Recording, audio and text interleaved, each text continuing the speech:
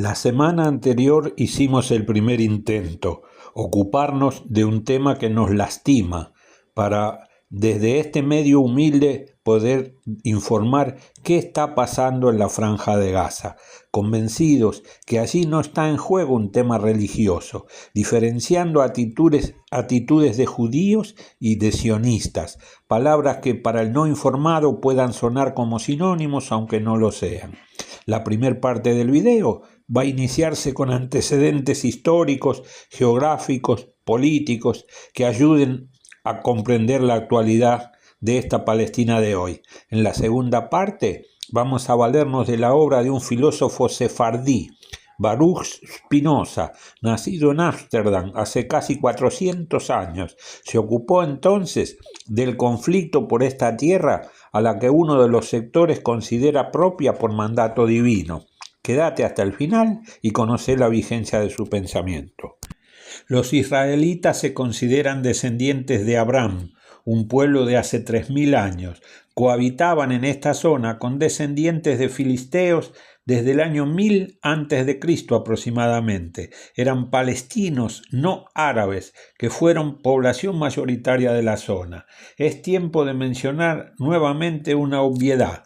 No todos los judíos son israelíes. El judaísmo era y es una religión. En Nueva York y Miami habitan mucho más fieles a esa religión que en territorios de Israel, por ejemplo. Si transportamos la evaluación hacia la etnia, puede considerárselos como árabes al 75% de los habitantes de Israel. Del lado opuesto, la mayoría de los árabes son musulmanes, aunque hay una minoría cristiana que tiene relevancia. El país de la tierra con mayor cantidad de musulmanes no está en Arabia, sino en Indonesia. El sionismo es un movimiento político que surge en los finales del siglo XIX. Tiene en Theodor Herzl uno de sus máximos referentes. Consideran el derecho histórico de tener una nación propia en el territorio de Palestina. Estas referencias indican que aquellos que nos consideramos antisionistas no somos antisemitas, aunque crean lo contrario.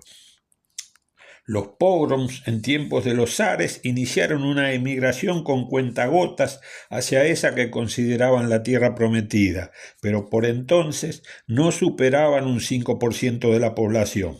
León Pinsker, uno de los fundadores del sionismo, impulsaba la creación de un Estado de Israel, teniendo en Palestina apenas una alternativa. Las otras, algunos territorios africanos o incluso nuestra Patagonia.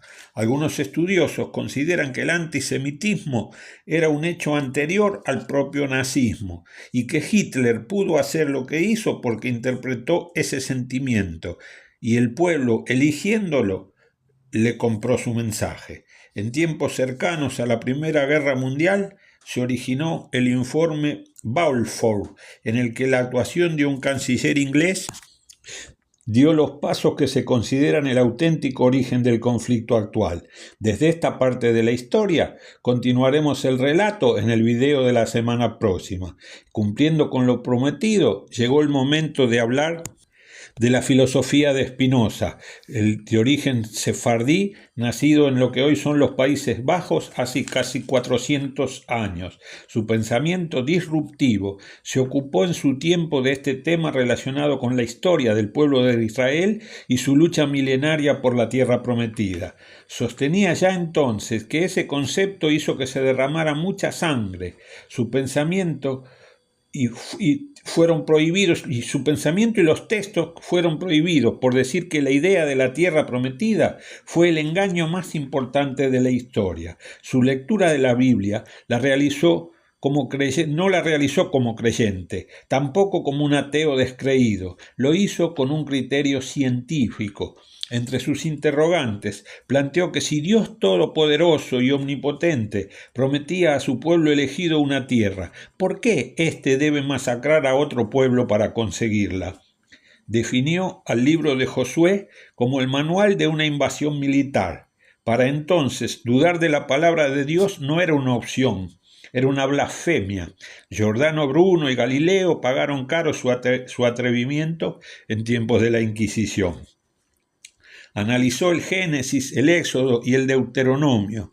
Las mismísimas cruzadas fueron una confirmación de sus teorías. Entre los cuestionamientos relacionados con la Tierra Santa, planteaba que si Dios está en todas partes, ¿por qué pensar que vive en un lugar y no en otro? Menciona que el concepto de la Tierra Santa fue un pretexto para justificar la colonización. Spinoza no cuestionaba a Dios, lo hacía con lo que los hombres decían que él había dicho. Estaba demoliendo 3000 años de conflicto.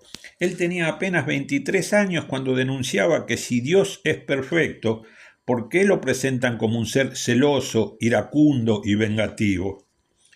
La comunidad judía que escapó de la Inquisición lo excomulgó con un texto en que lo maldecía. Quemaron sus escritos e incluso uno de ellos intentó asesinarlo. Rápido de reflejos evitó la puñalada, sufriendo el desgarro de su abrigo, que guardó especialmente a modo de trofeo.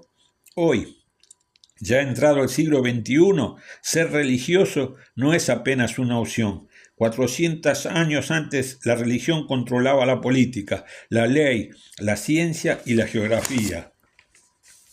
En sus estudios trabajó textos en idioma hebreo original, descartando traducciones griegas o latinas. Refiriéndose al texto contenido en el Génesis 12, interpreta que la promesa de Abraham es en realidad un pacto. El pueblo de Israel tendría la tierra tan deseada si a cambio vivía de una forma determinada, siendo una forma justa y ética.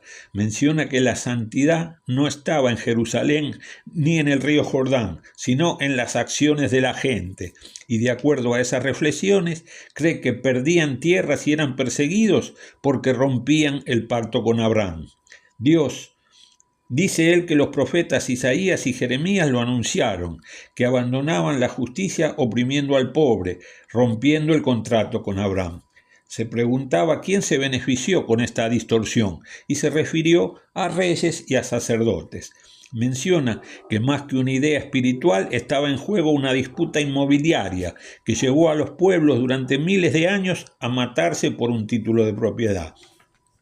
A Spinoza lo condenaron los católicos, los protestantes y los judíos. Estima que desde el momento que el Imperio Romano adoptó el catolicismo era porque necesitaba símbolos. Algunos racionamientos propios, los reyes y sacerdotes del siglo XXI están utilizando razonamientos del siglo XVI.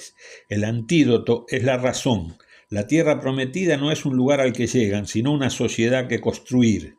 En su momento, rechazó una importante oferta para asumir una cátedra de filosofía en la Universidad de Heidelberg, la más antigua y prestigiosa de Alemania.